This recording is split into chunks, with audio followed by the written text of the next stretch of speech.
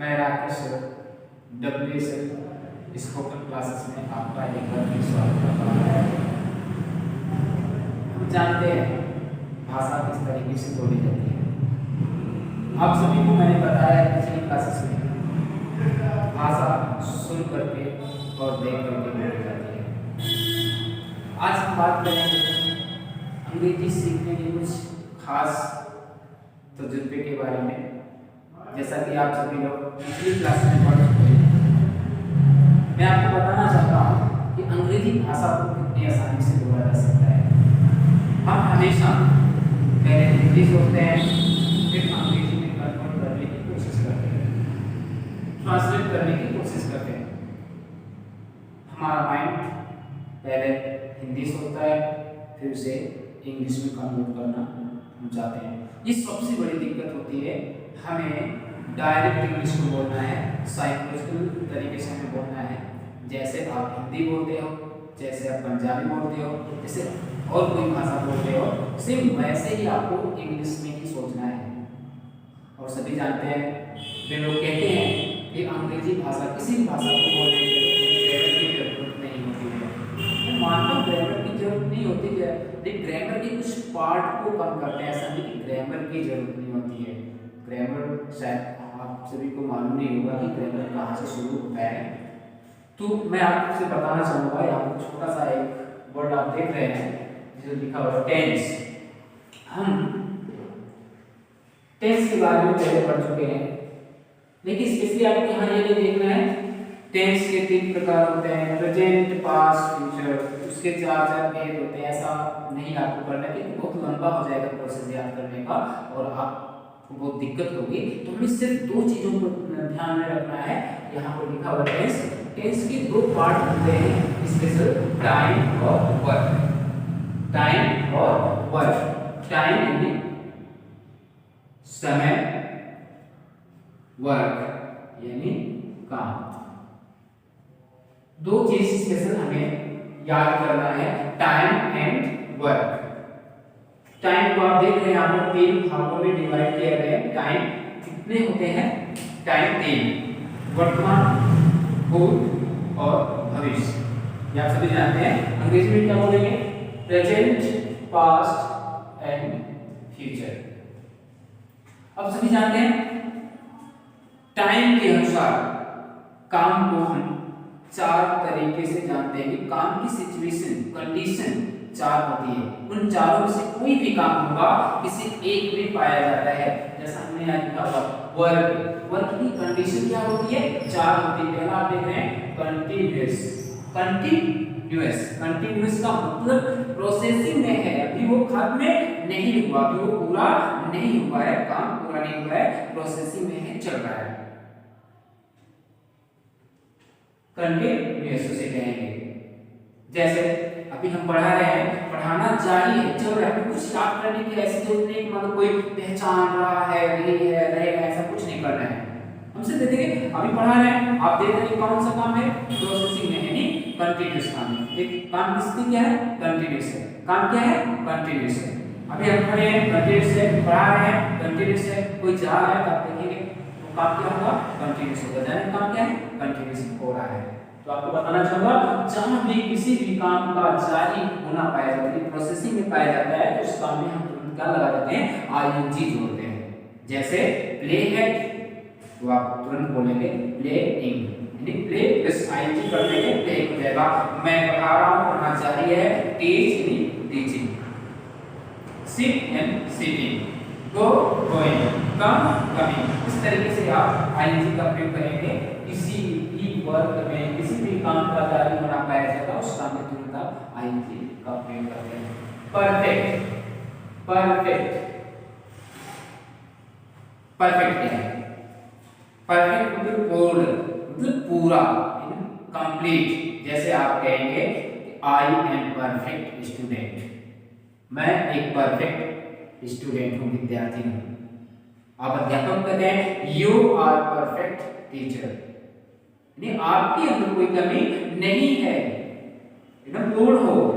He is perfect player, वह एकदम perfect player है, उसमें कोई कमी नहीं है। यानी किसी भी काम का समाप्त होना यानी पूरा होना अगर पाया जाता है वो परफेक्ट कहलाएगा।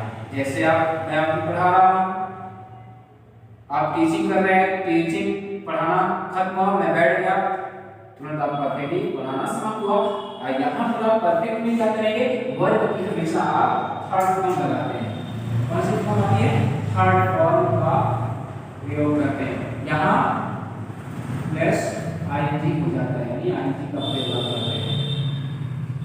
इंडेफिनिट, आप देख रहे हैं यहाँ लिखा हुआ इंडेफिनिट। डेफिनिट शब्द का मतलब होता है निश्चित, इंडेफिनिट जो निश्चित ना हो। काम की सिचुएशन क्या है, कुछ किस काम को हम इंडेफिनिट कहते हैं। आप जैसे देख पढ़ाना, खाना, सोना, जागना, सारी चीजें। जैसे स्कूल आते हो, कभी 8 बजे आ जाते हो, कभी आप 2-4 मिनट पहले आ जाते हो, कभी आप बाद में आते हो। जैसे खाने की बात है, कभी आप खाना खा के आते हो, कभी आप खाना यहाँ से जाने के बाद खाते हो। ये आपका खाना खाने का काम निश्चित नहीं है। कभी आप नहाते सुबह नहा लेते हो, कभी आप दोपहर को नहाते हो, कभी आप शाम को नहाते हो। ये क्या है, अनिश्चित वर्ग है। इसे हम क्या कहते हैं, इंडेफिनिट कहते हैं। क्या कहते हैं, इंडेफिनिट। यहाँ पे तो परफेक्ट कंटीन्यूअस, ये परफेक्ट कंटीन्यूअस से बहुत ज्यादा इसलिए किया जाता है। इसमें पार्ट इंटेंस है, इसका पार्ट है और परफेक्ट कंटीन्यूअस में काम कब होता है। जैसे आप विद्यालय आ रहे घर से, आपने देखा एक व्यक्ति खेत में काम कर रहा है, फिर आप विद्यालय से घर जा रहे, फिर आप देख रहे हैं वह व्यक्ति वही खेत में काम कर रहा है, तो आपको माइंड में आया कि यार ये सुबह से काम कर रहा है।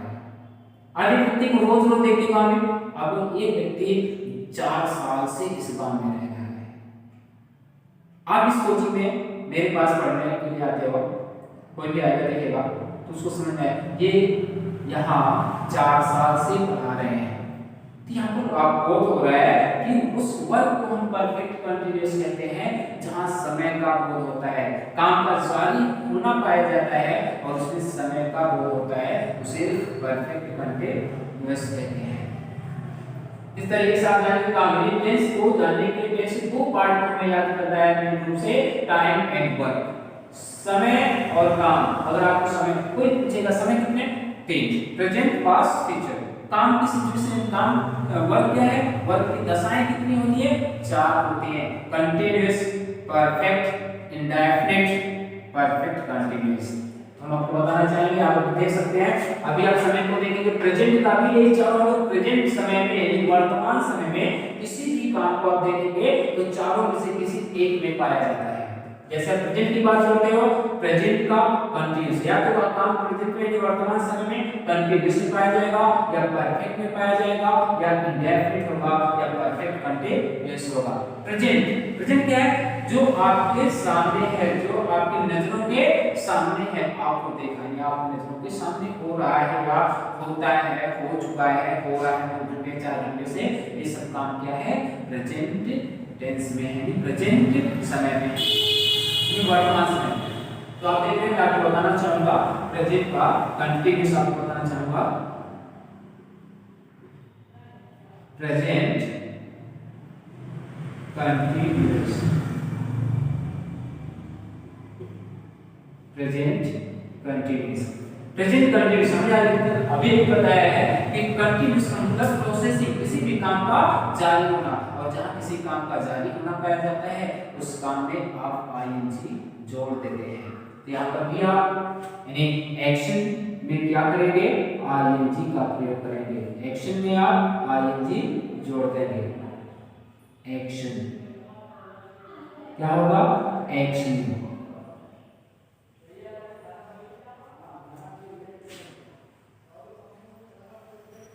आप हेल्पिंग वर्ब, जिसे आप कहते हैं सहायक क्रिया, हेल्पिंग वर्ब यहाँ आएंगे आपके इज, एम और आर। इज, एम, आर इस सब्जेक्ट के अनुसार प्रयोग किए जाते हैं। इज, एम, आर यहाँ पर हेल्पिंग वर्ब है। आई खुद की बात आप करते हो, आपके द्वारा किसी भी काम का जारी होना पाया जा रहा है, तो आप तुरंत आप आई के साथ में हेल्पिंग वर्ब एम को लगाएंगे। यू, दे, वी जिस जिससे आप बात कर रहे हैं यू दे वी करता अगर है तो उनके साथ में हेल्पिंग वर्ब आर का प्रयोग करेंगे और he she it name, he she it name third person की बात कर, थर्ड पर्सन सिंगुलर की आप बात करते हो तो वहां पर आप जो है इज का प्रयोग करेंगे एज अ हेल्पिंग वर्ब। अब बात आती है सेंटेंस बनाने की। आप सेंटेंस ऐसे बनाएंगे कि प्रेजेंट में कामकाज जारी होना पाया जाता है तो वहां पर आप वाक्य की रचना कैसे करेंगे, कैसे आप बोलेंगे, मैं आपको बताना चाहूंगा।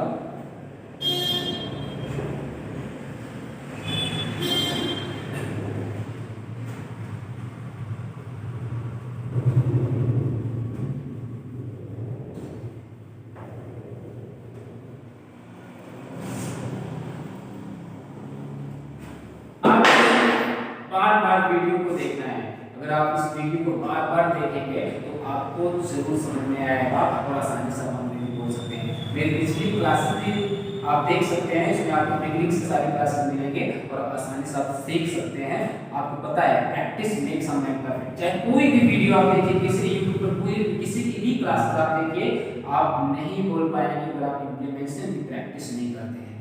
आपको बार-बार अध्ययन करना होगा, बार-बार बोलने का प्रयास करना होगा, तब आप भाषा बोल पाएंगे। क्योंकि कहा जाता है बोलने से बोलना आता है, सुनने से सुनना आता है, लिखने से लिखना आता है, समझने से समझना आता है। इस तरीके से आप प्रैक्टिस करेंगे तो जरूर आपको बोलना आएगा।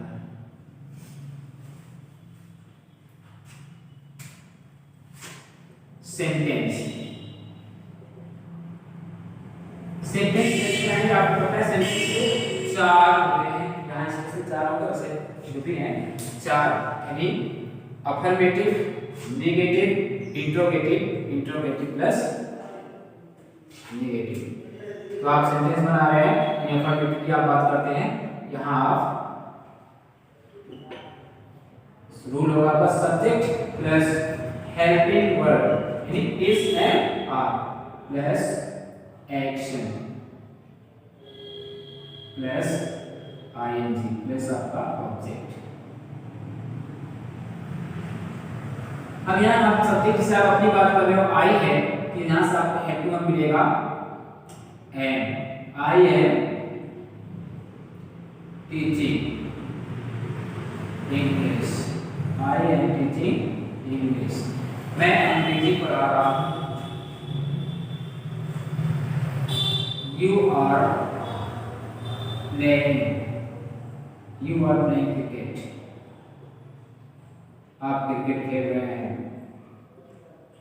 He is going to Agra, he is going to Agra, वह आगरा जा रहा है। आप देख रहे हैं कितनी आसानी से यहाँ पर सेंटेंस बना रहे हैं। यानी किसी भी व्यक्ति के द्वारा कोई भी काम आपके नजरों के सामने हो रहा है, तुरंत आप उस व्यक्ति को रखेंगे, उसके हेल्पर में उसके दोस्त को रखेंगे, फिर उसके काम में आप आईएनजी लगाएंगे, फिर कर्म को रखेंगे। मैं पढ़ा रहा हूँ, मुझे देंगे यू आर टीचिंग। बोलना बेहद आसान है, आप सिचुएशन को समझिए, आपके आंखों के सामने जो हो रहा है उसको आप देख करके तुरंत आप रिप्लाई करिए। कोई जा रहा है तो बोले ही इज गोइंग, अगर उसको जानते हैं, उसका नाम जानते हैं, उसका नाम राम है तो आप बोले राम इज गोइंग। अगर आप नाम नहीं जानते हैं, आप अपने सामने वाले किसी के दोस्त से आप बात कर रहे हैं तो आप वहां से संबोधित करेंगे या ही का प्रयोग करेंगे, ही इज गोइंग, वह जा रहा है, वे आ रहे हैं, दे आर कमिंग, वे खेल रहे हैं, दे आर। इस तरीके से आप प्रैक्टिस करेंगे, सकारात्मक जो आपको वाक्य होगा हम कोई भी आप रख सकते हैं, आई यू ही शी दे भी, उसके साथ में उसका उचित टाइम वर्ड यानी उसका जो फ्रेंड है उस व्यक्ति का उसको रखेंगे, जिसको आप हेल्पर कहते हैं, हेल्पर के नाम से आप जानते हैं। इस तरीके से आप देख रहे हैं। अगर आप नेगेटिव, जैसे आप किसी काम को कर रहे हो, किसी ने आपसे पूछा, आप जैसे ग्लास है आप कुछ पी रहे हैं, मुझे लगा कि आप जो है चाय पी रहे हैं, तो मैंने पूछा आर यू टेकिंग टी। जब आप सवाल करेंगे वो आर यू टेकिंग टी, मैंने आपसे सवाल किया आर यू टेकिंग टी, तो आप क्या जवाब देंगे मुझे, yes I am taking tea. आप देख रहे हैं। अगर आप नेगेटिव बोलना चाहेंगे, आप कुछ भी अलग करें, जिसमें सिर्फ आपको नोट लगाना है, आप यहाँ नोट लगा देंगे I am not, you are not, he is not, ये नेगेटिव हो गया। आप अगर सवाल करना चाहते हैं, आप देख रहे हैं कोई व्यक्ति कुछ कर रहा है, आप पूछना चाहेंगे तो आप सवाल करेंगे। जैसा भी मैंने बताया कि क्लास में कुछ दिया जा रहा है, आप मेरे पास आते हो और आप कहते हो कि क्या आप चाय पी रहे हैं, क्या आप चाय पी रहे हैं। तुरंत आपने पूछा are you taking, are you taking tea, are you taking tea, क्या आप चाय पी रहे हैं, आर यू टेकिंग टी। मैं आपको बताना चाहूंगा यहाँ पर टेक का प्रयोग यहाँ पर किया गया है। खाने पीने की जितनी भी चीजें हैं सभी चीजों के लिए आप टेक का प्रयोग करेगा, उनके साथ ईट या ड्रिंक का प्रयोग आप नहीं करेंगे। आप इसको में आप किसका प्रयोग करेंगे, टेक का प्रयोग करेंगे। टेक का आप प्रयोग कर सकते हैं। मैं ये नहीं कहता हूँ कि आप ईट का प्रयोग नहीं करेंगे, आप ड्रिंक का प्रयोग नहीं करेंगे, आप कर सकते हैं। क्योंकि आपको पता है कि अगर कोई व्यक्ति धोती और कुर्ता पहनता है तो वो पहन सकता है, उसके ऊपर कोई कमेंट नहीं होगा, वो पहन सकता है, उसको कोई रोक नहीं सकता है क्योंकि वो भी पहना हुआ ये ड्रेस है। इस तरीके से आप इसको भी कर सकते हैं, आप यूज कर सकते हैं। बस अंतर यही है कि आप धोती कुर्ता जिस तरीके से लोग नहीं पहनते हैं उसी तरीके से आप जो है यहाँ पर इनका प्रयोग नहीं करेंगे, यानी टेक का प्रयोग आप करेंगे। लेटेस्ट है ये, ज्यादातर बोला जाता है, इसलिए आप टेक का प्रयोग कर सकते हैं खाने पीने की चीजों के साथ। आर यू टेकिंग टी, अभी सवाल क्या, आर यू टेकिंग टी, आपको ये इसमें जवाब देना है। तुरंत आप रिप्लाई करेंगे, यू का आई होगा आई एम टेकिंग टी।